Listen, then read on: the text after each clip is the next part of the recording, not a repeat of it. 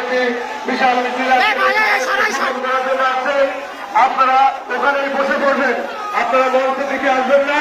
Herald ভাই আপনাদের ওখানে বসতে বলেছে, আপনারা ওখানে বসে পড়বেন।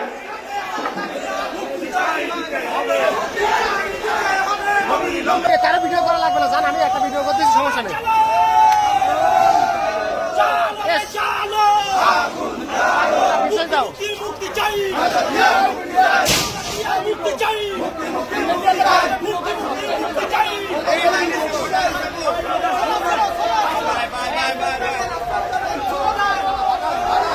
ভাইয়া বিছায় যান, একটু বিছায় যান না।